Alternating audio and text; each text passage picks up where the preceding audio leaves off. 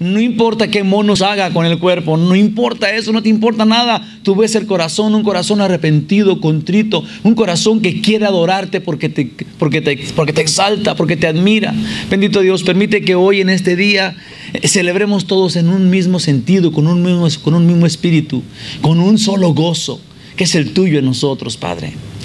Que sea así, Señor, en ese servicio, que tu palabra nos mueva y nos llene de alegría y de energía a recibirte y así te adoremos, Padre, en tu gloria, en tu día que celebramos de resurrección. En el nombre de Jesús, así sea. Amén. Si los fariseos eran quienes tenían conocimiento de las Santas Escrituras, en aquel tiempo eran los fariseos, los maestros de la ley, los escribas, los sacerdotes, los que tenían en control, digamos, la enseñanza de la Biblia, los que tenían la responsabilidad de llevar la enseñanza al pueblo que estaba ansiado de saber, al pueblo que quería ser obediente. Sí, ellos eran los consejeros del pueblo, así es como los conocían. Por 3 años Jesús anduvo en la tierra por todos lados. Él caminó como usted y yo caminamos. Fue, no sé, a comprar alguna cosa que su mamá le mandaba. Seguramente fue a comprar clavos. Anduvo aquí exactamente como una persona como nosotros. Okay. Él estaba... cuando él comenzó, en sus 3 años de predicación, cuando él comenzó, no se quedó en un lugar. Sabemos que él estuvo en Galilea, después se empezó a mover un poquito hacia el sur hasta llegar a Israel. Y es importante que, en Jerusalén, perdón, es importante que entendamos primeramente que Jesús no era un criminal que merecía la muerte. Sí, esa es la pregunta comenzó: ¿por qué mataron a Jesús? Y vamos a ver cuáles fueron las causas, pues. Porque nadie mata a otro, no porque sí. Y dice que es justo. Y estos judíos mataron a Jesús diciendo que hacían justicia. Se lo llevaron al gobierno romano y le dijeron: este es culpable porque ha pecado contra nosotros, ha hecho este pecado, ha hecho esta maldad tan grande que merece no nada más una muerte, digamos, tirarle un balazo, pero merece que lo castiguemos duramente hasta que muera colgado en la cruz para que nadie haga lo que él ha hecho. Sí, la muerte en una cruz era una tortura terrible que le hacían pagar a una persona que se había levantado contra el gobierno, y ahora el gobierno, para que nadie más se levantara contra ellos, lo vieran en donde terminó. Era una vergüenza morir en una cruz. Por eso la Biblia dice: maldito es el que está colgado, el que quede colgado en una cruz, porque era un ejemplo para que nadie siguiera esa maldad que se había hecho. Sí, era terrible morir en la cruz. No nada más el hecho, porque era terrible, era doloroso, pero lo que significaba era una cosa vergonzosa. Ahora lo que Jesús comenzó a hacer en su ministerio era predicar las noticias del rey, que el reino de Dios se acercaba, que ya estaba aquí. Y decía Jesús: arrepiéntanse. Esas fueron las primeras palabras que salieron de Jesús cuando él comenzó su ministerio. Obviamente que sabemos, después de que fue bautizado, después de que recibió el bautismo y que fue y estuvo 40 días y 40 noches en el desierto, sí, cuando comenzó su ministerio público, él dijo: arrepiéntanse. No sé si usted lo ha tomado alguna vez de esa manera, pero el evangelio, cuando usted es salvo, cuando usted se entrega a Cristo, si no se ha arrepentido, es un farsante usted. Lo digo con toda claridad, porque no creo que haya alguien aquí que no se haya arrepentido de sus pecados y se diga cristiano. Sería una burla. El arrepentimiento es necesario. No quiero que lo escuche, que lo tome como una obra, pero si usted no se ha arrepentido, ¿cómo puede entrar al cielo? ¿Cómo puede recibir el perdón de los pecados? Sí, el pecado imperdonable es el pecado en contra del Espíritu Santo. Y significa alguien que no necesita a Cristo. Alguien que no quiere arrepentirse, que no ocupa del Espíritu Santo de Dios para arrepentirse ni quiere nada con Dios. ¿Cómo Dios va a perdonar a alguien que no está arrepentido de sus pecados? No puede perdonarlo. No puede recibir el perdón. ¿Está bien hasta ahí? Sí, ese es el pecado imperdonable. Alguien que no se arrepiente. Jesús comenzó a decir lo más importante del evangelio: arrepiéntete, arrepiéntense. En Marcos 1:15 diciendo Jesús, así dice: el tiempo se ha cumplido, dice el Señor, y el reino de Dios se ha acercado. Llegó el tiempo, el reino llegó. Arrepentíos y creed en el evangelio. Las primeras palabras públicas de nuestro Señor Jesucristo. E hizo muchos milagros después de esto, y sanó a mucha gente de ceguera, de lepra, de parálisis, etc. Pero lo que más incomodaba a los miembros del Sanedrín. Sí, Jesús predicaba el evangelio. Estamos buscando por qué lo mataron. Acuérdense. Él les dijo: arrepiéntanse de sus pecados, conviértanse, entréguense a Cristo. Y los sanaba, y los curaba, y les daba alegría y paz. Y los miembros del Sanedrín, las personas que estaban encargados de la ley, estaban más enojados y más enojados. Ahora dígame usted, ¿los entiende? ¿Los entiende por qué estaban tan enojados? No. ¿Por qué estaban tan enojados? Si Jesús nada más estaba predicando el evangelio, diciendo que se arrepintieran de sus pecados, que no pecaran más, que no fueran más malos. Y les empezó a sanar. Y sanaba enfermedades terribles. Y los fariseos se enojaban y se enojaban. Lo que más les enojaba es cuando oían decir, y esto está bien importante porque vamos a llegar muy pronto, pero vamos a mantenernos en esta posición cuando encontremos por qué mataron a Jesús. ¿Por qué los fariseos se enojaron tanto para destruir una persona y dejarlo sin figura humana? Como dice Isaías 53. A golpes lo dejaron, no parecía un ser humano de los golpes que le dieron.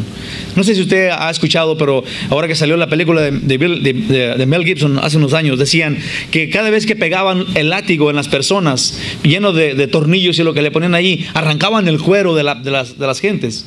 Sí, le enseñaba lo de adentro, que estaba dentro del cuero, digamos los huesos o los órganos vitales, porque esta persona se iba a morir, lo querían era matarlo. A Jesús lo destrozaron hasta que no se miraba como una persona humana, de todo el castigo que estaba recibiendo. Obviamente que le estaban haciendo cosas antes de matarlo. Parecía que lo querían matar, pero ellos sabían muy bien en dónde parar antes de matarlo. Nada más querían que sufriera, porque era muy malo, porque era una persona, un fugitivo de la ley, era un criminal. Había que pagar lo que él había hecho. Y dijo él: arrepiéntense de sus pecados, los voy a sanar de todas sus enfermedades, no quiero que estén enfermos, quiero que estén prósperos. Por eso lo mataron. Vamos a ver el punto en que ellos no aguantaron, no toleraron más y lo mataron. Era de que él decía que él era el Hijo de Dios. Eso no soportaron ellos. Cuando Jesús dijo: yo soy el Hijo de Dios, vamos a ver en dónde dijo, cómo lo dijo y dónde fue donde les dolió tanto, porque ese fue el motivo que los fariseos y todo el pueblo judío que estaba ahí en contra lo mataron.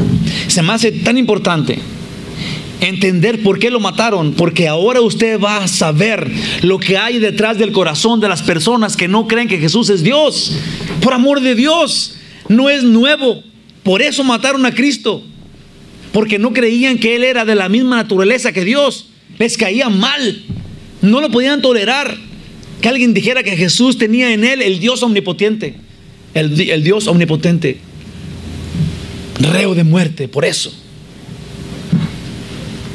los títulos de Jesús, o que recibió Jesús, era el ungido, el Hijo del Hombre, uno de los que Él más mencionó. Todos estaban esperando al Mesías.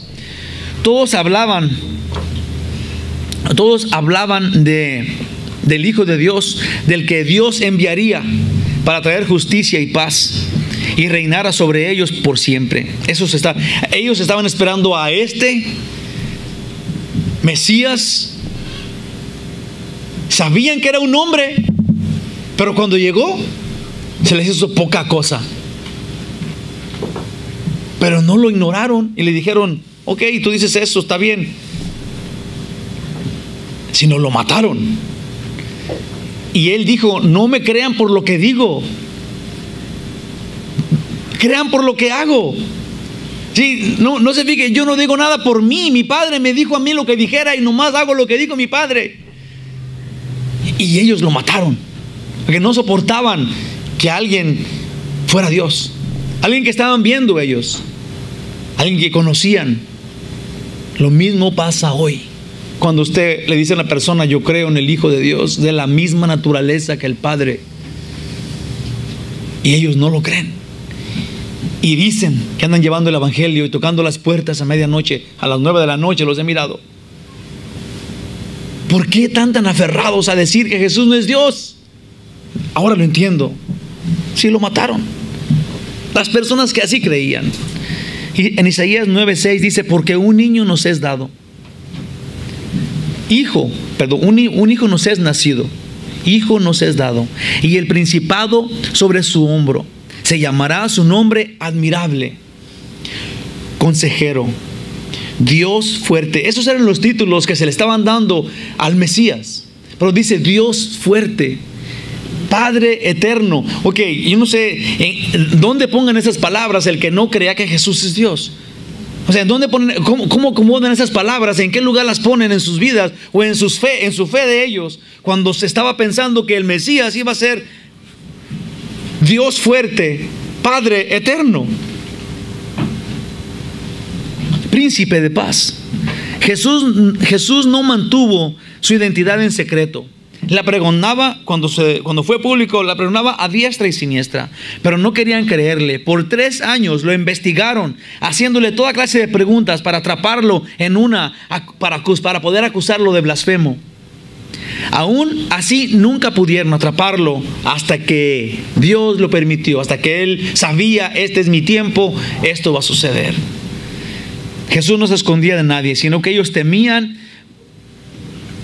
Y muchos terminan, y ese es algo importante, porque muchas de las personas que estaban tras de Él, que sí sabían que Él era Dios, como por ejemplo Nicodemo fue y le dijo: sabemos que tú eres maestro, que enseñas de acuerdo a Dios. Los fariseos sí sabían quién era Dios, pero no querían perder su lugar de autoridad en el templo, sus puestos en el gobierno. Sí, todos sabían quién era Dios, quién era Cristo. Ellos sí sabían, entendían que Él era el Hijo de Dios, el Mesías, pero no querían dar su brazo a torcer, digamos. Muchos de los fariseos, no nada más fariseos, pero de los sacerdotes del tiempo de Jesús, vinieron a los pies de Cristo cuando Él resucitó. Hay una escritura que lo dice. Se me hace tan importante porque durante la vida de Cristo todos aparentaban no creer en Él. Aún la familia de Cristo, los hermanos de Jesús, sabemos que lo estaban acarreando, le decían: ve pues a Jerusalén. Y Jesús dijo: no, todavía no es mi tiempo. Pues les tienes miedo, ¿o qué? Si no creían en Jesús, yo no sé usted, pero yo me he puesto en el lugar de ellos y digo: ok, ¿los voy a criticar porque no creían en Jesús? ¿O los voy a criticar en que ellos no podían imaginar que una persona tuviera a Dios en él? O sea, que fuera Él. Si aquí alguien se me presenta y me dice: yo soy Dios, no le voy a creer nada. Me voy a ir corriendo. Es una blasfemia de veras. Sí, pero entonces Jesús no vino y dijo en un día: yo soy Dios, me creen, no se van al infierno. No, duró 30 años aquí. Vino, cumplió con todas las profecías anunciadas, las cumplió con cada una de ellas. Y un día empezó su ministerio. Duró 3 años pasaditos para decir quién era Él, y que le preguntaban todo lo que quisieran. Les dio mucho tiempo y se la pasaba adentro del templo de ellos, predicándoles el reino, para convencer a todo el mundo quién era Él, por lo que Él venía a hacer, por lo que Él le habían encargado hacer. Manifestó que Él era Dios por lo que Él hacía y por lo que Él decía. Y aún lo mataron. Estos, cuando Jesús resucitó, después de que Él había pasado, después de tiempo, volvieron y vinieron a los pies de Cristo. En Hechos 6:7 dice: y crecía la palabra del Señor. Obviamente que ya estaban los apóstoles juntándose solos. Jesús ya había resucitado e ido al cielo. Dice: y crecía la palabra del Señor, y el número de los discípulos se multiplicaba grandemente en Jerusalén. También muchos de los sacerdotes obedecían a la fe.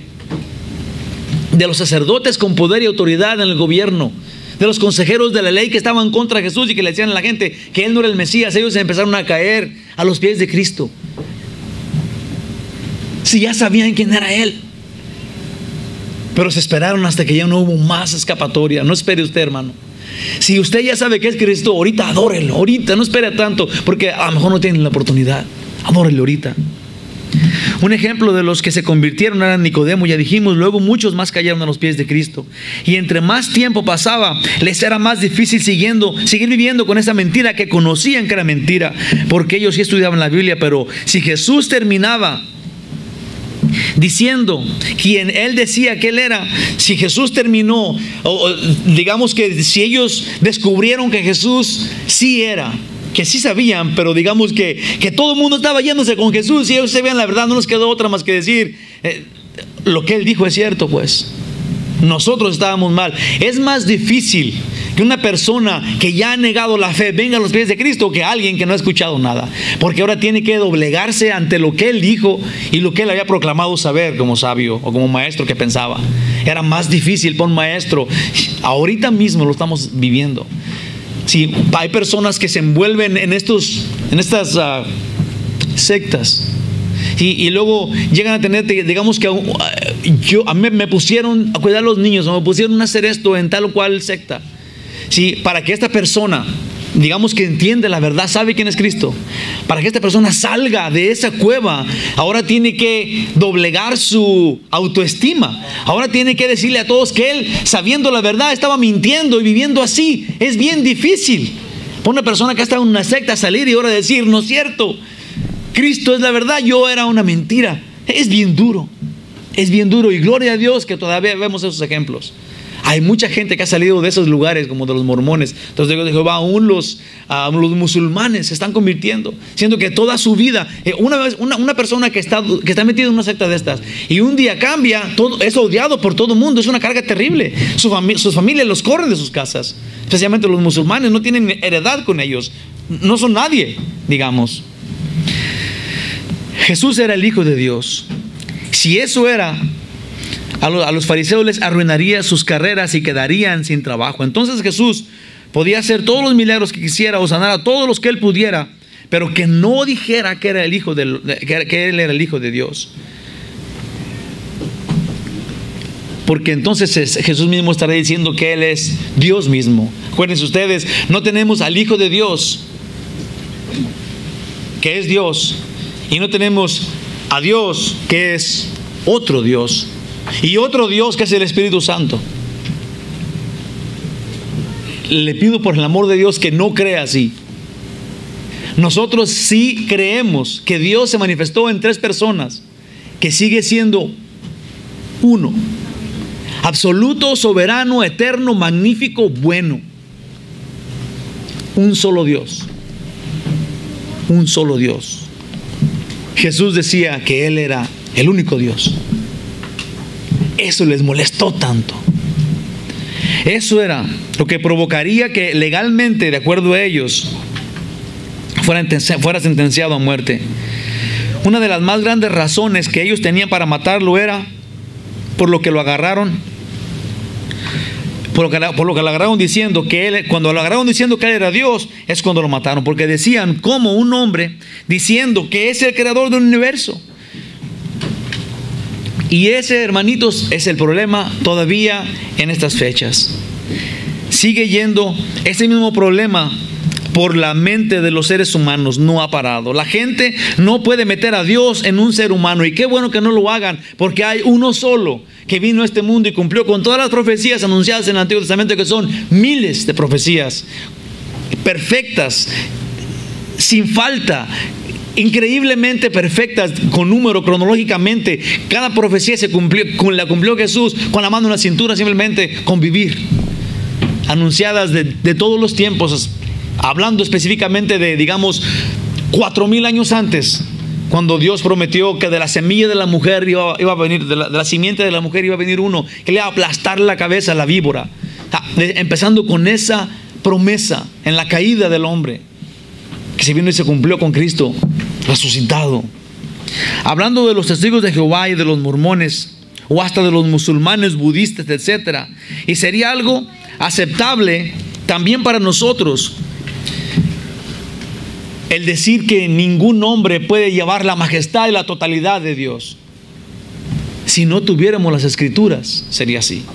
Si alguien que no cree en las Escrituras, nada más que le hagan pensar que en una persona puede existir o puede estar Dios infinito, sería algo ilógico, sería una tragedia pensar así. Sí, estaríamos confiando en el hombre. Lo que la Biblia dice, maldito el hombre que confíe en otro hombre.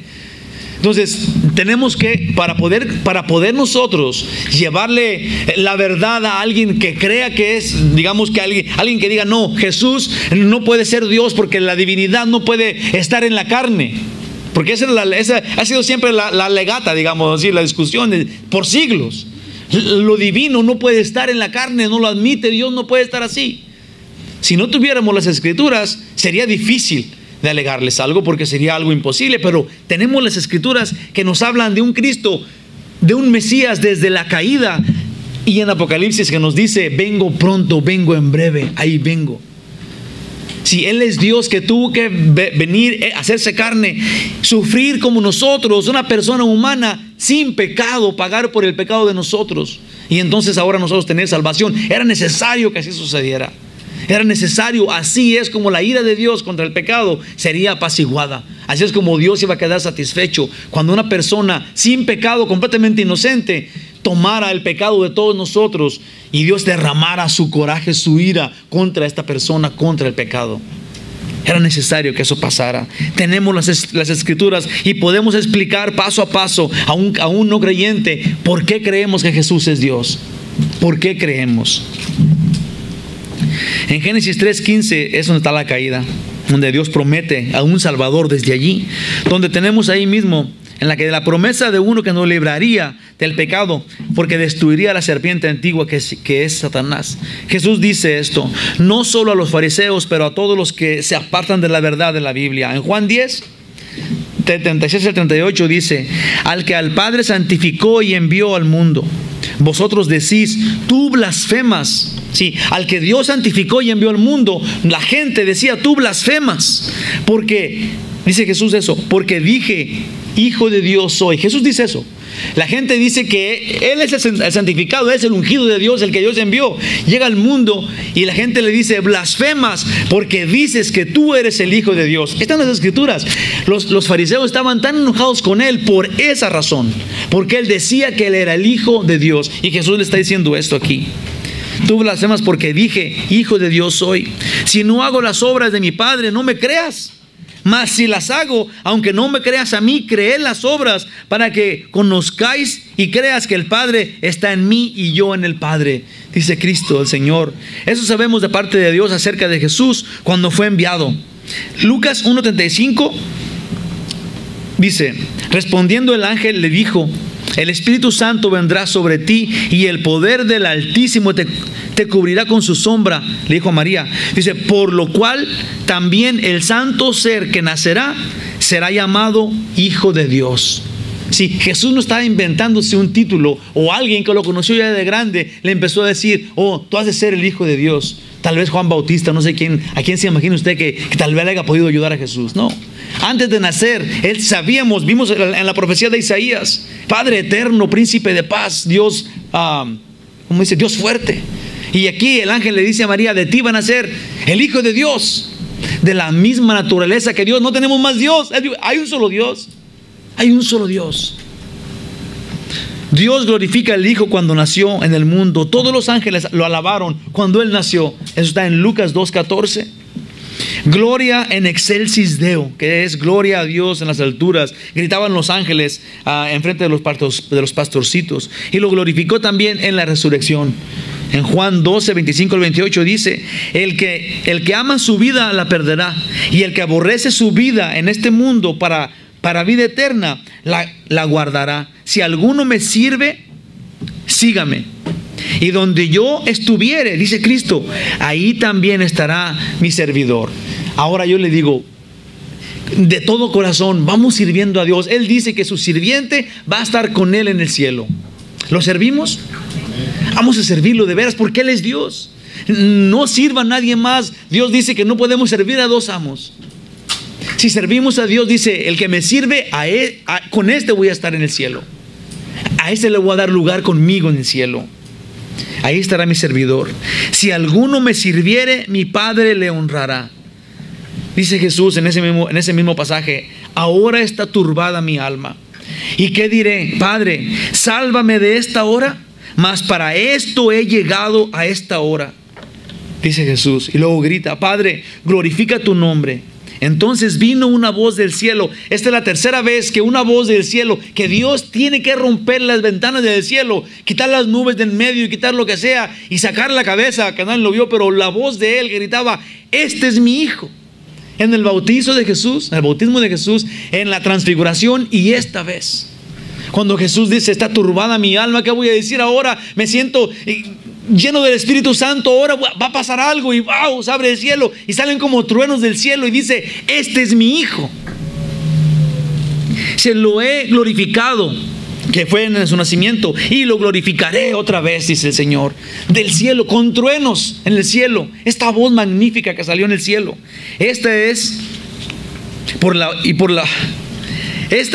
boca de los enemigos de Jesús la razón por la cual lo mataron, porque Él dijo, Hijo de Dios soy. Si a usted le dice a alguien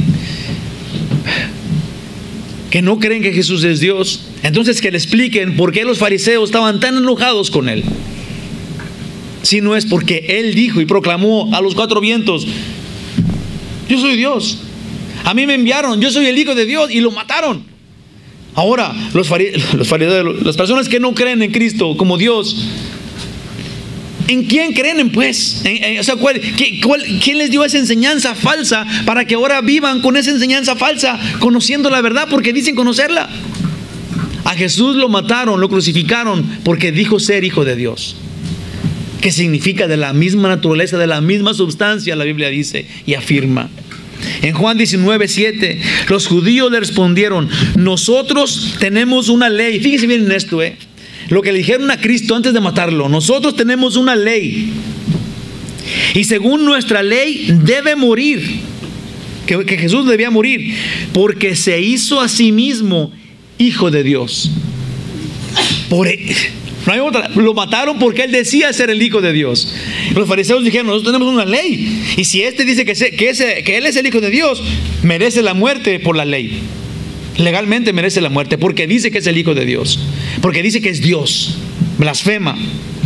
Porque Jesús dijo, yo soy Dios. Creo que es de lo más importante que superentendamos que Jesús fue crucificado por decir que Él era Dios. Y esta es la misma razón que hoy hace la división entre un cristiano y uno que no lo es. Este es el juicio de los hombres aún hoy día. En Lucas 22, 67 a 71 dice, ¿eres tú el Cristo? Le preguntaron a Jesús, Pilato, o le preguntaron a Jesús, más que al sumo sacerdote, ¿eres tú el Cristo? Dínoslo. Y Él les dijo, si os lo dijere, lo estaban como si careando, lo tenían allí en el juicio falso, no válido, y le preguntaron, ¿eres tú el Cristo? ¿Eres tú el ungido? ¿Eres tú el Hijo de Dios que dice ser, el que Dios envió a representarlo aquí en la tierra? Y les dijo, si os lo dijere, no creeréis, y también si os preguntare, no me responderéis, ni me soltaréis. Jesús respondió eso. Pero desde ahora el Hijo del Hombre se sentará a la diestra del poder de Dios. Esto me gusta y lo dice más veces la Escritura. Sabemos ahora, nosotros decimos esto, Jesús está sentado a la derecha del Padre, ¿verdad que sí? Ok, pero Jesús dijo, Él está a la diestra del poder de Dios, que es a la diestra del Padre, pero no es que sea dos personas. A la diestra del poder de Dios, que significa Él es el poder de Dios. Ese es el que merece el poder de Dios. Es lo que es el merecedor, el correcto del poder de Dios. Es la justicia de Dios. Eso es lo que está diciendo Jesús. A la diestra del poder de Dios. Dijeron todos en pregunta, ¿luego eres tú el Hijo de Dios? Porque Jesús acaba de decir. Entonces, a ver, espérate, Jesús, si tú vas a estar en el cielo con el poder de Dios en ti, con Él, ¿estás diciendo que tú eres el Hijo de Dios? Le preguntaron eso claritamente. Y Él les dijo, vosotros decís que lo soy. Entonces ellos dijeron, ¿qué más testimonio necesitamos? Porque nosotros mismos lo hemos oído de su boca. Y decidieron matarlo, porque les acababa de explicar con lujo de detalle que Él es Dios. De este mismo momento nos relata Mateo, de ese mismo momento, ¿ok? De la misma pregunta. Pero ahora es Mateo, el que dije ahorita era Lucas 22. Ahora en Mateo 25, 63 al 68. Mas Jesús callaba. Entonces el sumo sacerdote le dijo, te conjuro por el Dios viviente, que nos digas si tú eres Cristo, el Hijo de Dios, que significa otra vez, ¿eres tú Dios pues? Dinos esto, contéstanos. Jesús le dijo: tú lo has dicho. Y además os digo, yo no sé cómo lo ven ustedes, pero Cristo, hijo, es una chulada de persona. Dios nos dio esta gloria para entenderlo. El Señor, con toda su humildad, pero con toda verdad, les dijo: tú lo has dicho. Y además os digo que desde ahora veréis al Hijo del Hombre sentado otra vez a la diestra del poder de Dios y viniendo en las nubes del cielo. Entonces el sumo sacerdote rasgó sus vestidos diciendo: ha blasfemado. ¿Qué más necesidad tenemos de testigos? He aquí, ahora mismo habéis oído sus blasfemias. ¿Qué os parece? Les dijo a todos los que estaban ahí, a todos los que estaban viendo allí. Y ellos respondieron y dijeron: es reo de muerte, por lo que Él les acaba de decir y proclamar. ¿Quién no entiende que Él es Dios? ¿Por qué no entienden que Él es Dios? Porque el diablo anda vuelto loco y les tapa la cabeza y no los deja. Ahora, la gente que dice que sí sabe que es Dios, como nosotros, ¿por qué no estamos viviendo en absoluta santidad si sí sabemos que Él es Dios? Quitémonos de pornografías y de malos pensamientos, de mentiras. Quitémonos, por favor, del pecado. Este juicio de Cristo es para nosotros. Este juicio de Cristo es el que Dios nos va a poner enfrente de nosotros. Si llegáramos a estar en el juicio final, en donde vamos a salir culpables, si no nos fuimos en el rapto, Dios va a usar este juicio de Cristo en contra tuya y mía, en donde Él dijo: tú lo has dicho. Y yo estoy en la diestra del poder del Dios infinito, porque yo tengo el derecho de estar ahí, que yo soy Dios. Y nos va a decir Dios: ¿y querías eso? Y vamos a decir: sí, lo oí el 31 de mayo del 2013. Perdón, el 31 de marzo. Y Dios va a decir: oh, ¿y qué? Oh, sí, lo creí. Entonces, ¿por qué viviste como chamuco? ¿Por qué seguiste tu vida como si no hubiera pasado nada? Dios lo va a usar contra nosotros, porque Él es justo. Porque Él es justo. No nos va a sacar mentiras y meter allá al infierno con chapuzas. Él nos va a decir: ¿entendiste que mi Hijo es Dios? ¿Entendiste que yo encarné mi palabra y mismo bajé a la tierra porque era necesario que uno que no tuviera pecado fuera matado por tu pecado? Y todos: sí entendí. Y entonces, ¿por qué no cambiaste tu vida y viviste solo para la gloria de Dios? Esa es la invitación ahora. Ese es el reto de hoy. Si sí sabemos que Dios es Cristo, que murió por nosotros y que nuestros pecados han sido perdonados un día como hoy, hace más de 2000 años, cumplido, y sabemos que Él está vivo y está aquí, tenemos entonces que vivir de acuerdo, a nivel. ¿Sí o no? Es reo de muerte, dijeron. Ya voy a acabar, Entonces le escupieron. Cuando Él dijo eso, dijeron: es reo de muerte. Y lo escupieron en el rostro y le dieron puñetazos. Y otros le abofeteaban y se burlaban diciendo: profetízanos, Cristo, ¿quién es el que te golpeó? Muchos dicen que le pusieron un costalito en la cara y luego le pegaban sin que él. Imagínense, cuando uno le van a tirar un golpe en la cara, uno como que pone el pescuezo duro, y te pegan y no te da tan duro. Pero si no sabes que te van a pegar, duele bien muchísimo. O sea, es terrible esos golpes que no ves. Y a él estaban pegando con la mano cerrada y abofetadas. Le decían: a ver, dinos quién te pegó. Al Dios del universo.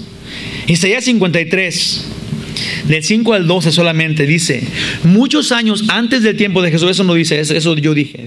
Muchos años antes del tiempo de Jesús profetizó de esto con tanta exactitud que pareciera que Isaías estaba presente en el día que crucificaron a Cristo. Veamos lo que dice el pasaje del 5 al 12. Mas Él herido. Fíjense qué chulada es saber esto, que no estaba Isaías ahí, pero que Dios le estaba revelando lo que estaba pasando en la resurrección, en la crucifixión de Cristo. Dice: mas Él herido fue por nuestras rebeliones, molido por nuestros pecados. El castigo de nuestra paz fue sobre Él. Sí, para que pudiéramos tener nosotros paz, fue Él castigado. Y por su llaga fuimos nosotros curados. Todos nosotros nos descarriamos como ovejas. Cada cual se apartó por su camino, mas Jehová cargó en Él el pecado de todos nosotros. Déjame una pausa bien pequeña ahí. Si usted tiene ahorita, que estamos entendiendo que Cristo es Dios, ponga mucha atención. Si estaba dormido, despiértese. Ya ahorita, chifle. Si usted tenía un pecado, 8,000 pecados como yo, ¿okay? Y ese pecado es el que no lo dejaba a usted caminar con Dios, porque tenía ese pecado, un pecado que no quería sacarlo porque le daba pena con usted mismo. ¿Le ha pasado eso? Que hay pecados que ni siquiera sé que se quiere acordar de ellos porque le da pena con usted. A mí sí. Ni siquiera me quiero acordar de mi pecado porque digo, no. Pero eso me hace no arrepentirme de ese pecado porque todavía está allí y me está aplastando. Ahora, si usted creyó ahorita, entendió que mataron a Cristo porque Él es Dios, si es Dios, no más, solamente si Jesús es Dios, le puede perdonar su pecado. Si Jesús no es Dios en su mente, si usted no cree que Jesús es Dios, entonces usted no puede ser perdonado por nadie más. Porque el único que tiene autoridad para perdonar los pecados es Dios. Entonces, quien sea que no crea que Jesús es Dios, no puede ser perdonado por Jesús sin ser Dios. No importa si Él dice que es su Salvador o si es el Hijo de Dios, pero que no es Dios, como dicen ellos, sí, no puede, punto y aparte, no pueden ser perdonados. Pero ahora aquí sí creemos que Jesús es Dios. Amén. A ver, dígale a su vecino que está ahí, sí creo que Jesús es Dios.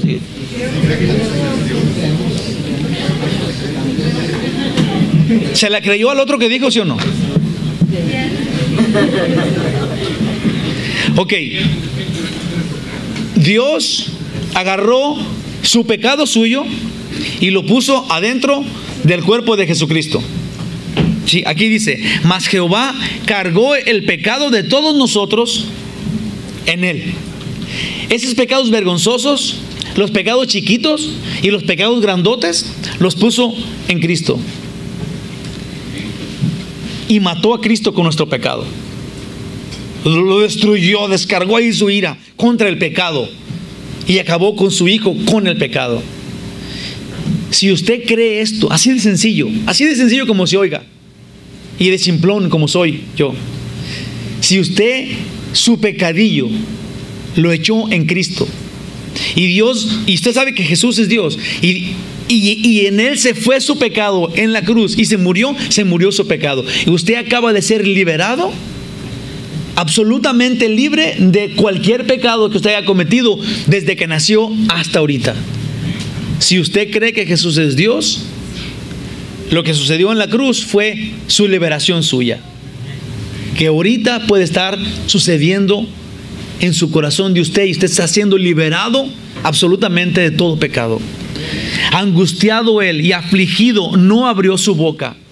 Dice todavía Isaías, como cordero fue llevado al matadero, y como oveja delante de sus trasquiladores enmudeció, y no abrió su boca. Por cárcel y por juicio fue quitado. No tuvo un juicio justo. Sí, su juicio fue medianoche, entre sombras. Sí, no hubo juicio, no hubo jueces, no hubo una corte que dijera culpable o inocente o qué, nada. Todo fue clandestino.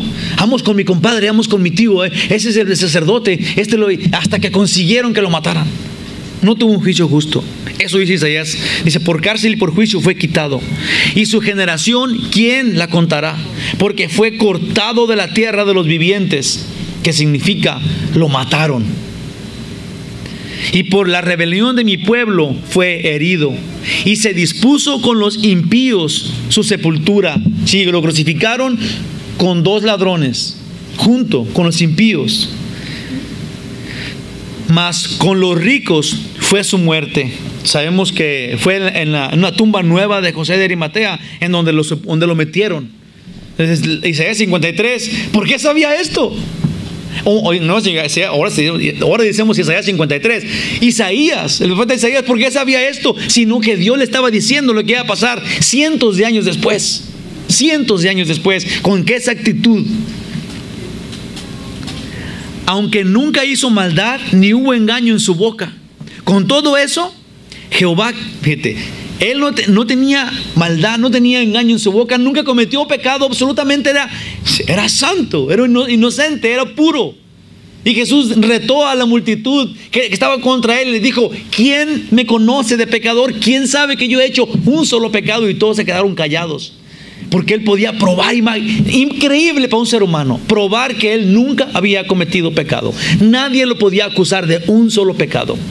Cuando estaba aquí en la tierra como hombre, que tiene la misma capacidad de pecar que nosotros, y no cometió pecado. Y ahora, a este que Dios sabía que no cometió pecado, Jehová quiso quebrantarlo, sujetándole a padecimiento.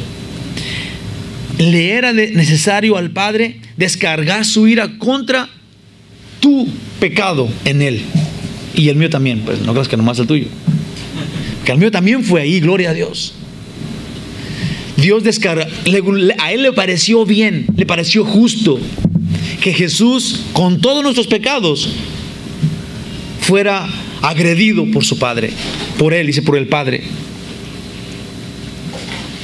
Cuando haya puesto su vida en expiación, cuando haya puesto su vida en expiación por el pecado, verá el linaje, vivirá por largos días, y la voluntad de Jehová será en su mano prosperada. Todavía dice Isaías 53. Y luego en el 11 dice: verá el fruto de la aflicción de su alma. Ustedes saben cuál es el fruto de la aflicción del alma de Cristo. Que se den una idea de eso.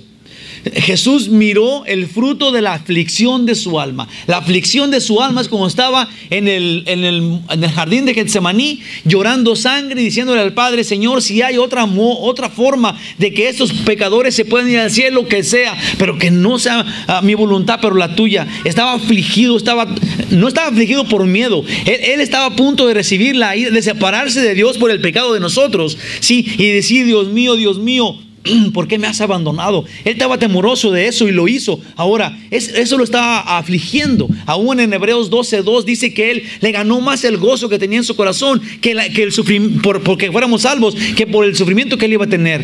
Entonces, el gozo dice, ¿cuál fue el fruto de la aflicción de su alma? Que usted y yo seamos salvos hoy. El fruto de la aflicción del alma de Cristo es que usted ahorita diga: yo soy perdonado, yo soy el que andabas buscando, yo morí por ti, Cristo.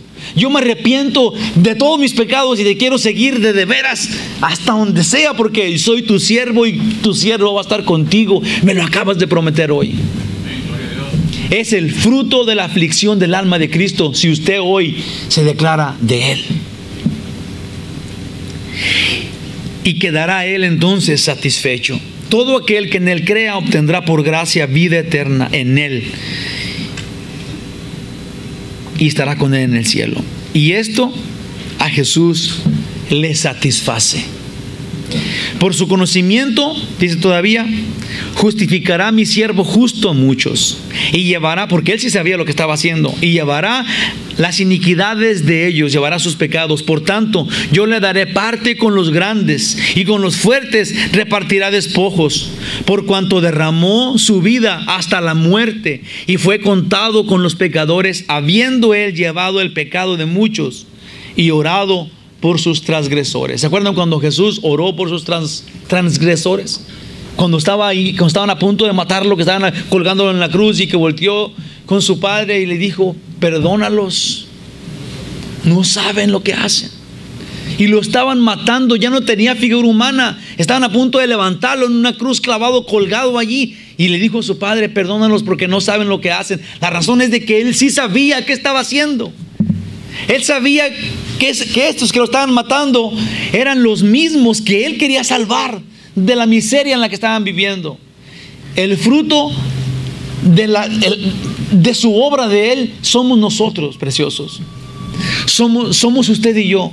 Si usted no sabía esto, disfrútelo ahora, porque él disfruta, él goza, él queda satisfecho de acuerdo al trabajo que él hizo. El resultado que él hizo es cuando una persona como usted se sabe salvo, inocente, hijo de Dios, merecedor del cielo.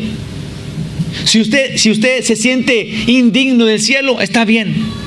Pero si usted se siente, sí, está bien. Pero no se sepa indigno. El sentir es una cosa, pero el saber es lo que tenemos que hacer. Nuestra vida en Cristo no está basada en sentimientos. Está basado en hechos. Y lo que hizo Jesús me hace a mí saber, estar seguro que por sus heridas yo fui sano. Y que su muerte en la cruz sí es válida. Y que ahora yo camino en toda la victoria de Dios. Que no hay duda que Él la ganó. Y yo la tengo. Y yo y usted somos así, como dijo hace rato Alex. Victoriosos. A más no poder. Una victoria que no podíamos conseguir de ninguna manera. Pero ya ahora somos dueños de ella. Dios nos la dio. Perdónalo, Señor, no saben lo que hacen. Pero está escrito en Juan 20:31. Pero estas palabras han sido escritas, sí, el Evangelio de Juan, casi al terminar. Estas palabras han sido escritas para que creas que Jesús es el Cristo. Para que creas que Jesús es, aquí dice, el Hijo de Dios. Y para que creyendo tengas vida en su nombre. Jesús, en Juan 10:30, dice: yo y el Padre, uno somos. Resucitó, porque es Dios. Amén. Aleluya. Un aplauso a nuestro Padre amoroso. Gloria a ti, Señor Jesús. Gracias, glorioso Rey. Damos gracias, Dios amoroso, porque eres realmente dulce con nosotros, Señor. Es tu sencillez tan necesitada, Padre, por nosotros. Ayúdanos, porque nosotros somos bien difíciles de convencer, Señor. Somos humanos y tú sabes que el corazón del hombre es muy malo, rebelde. Señor, y oímos la verdad, pero nuestra vida no cambia. Señor, danos la fuerza que ocupamos para que esto que hoy dijimos, que hoy aprendimos, que vimos, que comprobamos en tu palabra santa, nos va a hacer cambiar de vida. Y ahora nuestra vida va a tener sentido cuando la vivamos santamente. No más porque entonces sí entendimos. ¿De qué sirve si entendimos ahorita y vamos a seguir viviendo vidas cochinas, pecadoras, sucias? Señor, tú sabes quiénes somos. Tú sabes qué capacidad tenemos de vivir santamente. Y sabes que es nula. Pero que si dependemos de ti, si entregamos lo poquito que tenemos a ti, tú lo vas a multiplicar. Y vas a hacer lo suficiente. Como cuando le diste de comer a las 4 o 5 mil personas. Que nomás era poquita comida, pero cuando tú lo tomaste en tus manos, la multiplicaste tanto. Así, Señor, que sean nuestras vidas con nuestra poca fe y nuestro poco empeño, con nuestra poca garra para vivir santamente, Señor. Vemos el pecado y caemos en él. Vemos la oportunidad de mentir y mentimos. Vemos la oportunidad de ver pornografía, de decir un chisme y caemos allí, Señor, porque somos malos. Ayúdanos, Padre, para que seas tú en nosotros el que nos libre de esos males y nos ayude a vivir santamente en honor a ti, sabiendo que tú resucitaste de los muertos, porque eres Dios. La muerte no tiene nada que ver contigo, pero aún más nos das a nosotros a entender claramente que la muerte no tiene nada que con nosotros tampoco. La muerte ha muerto porque Jesús la mató. Dios, aquí estamos, Señor, celebrando tu resurrección, teniendo parte contigo en esta resurrección. Manténnos contigo, Señor. A ti la gloria y el honor, Padre Santo. En el nombre de Jesús. Amén.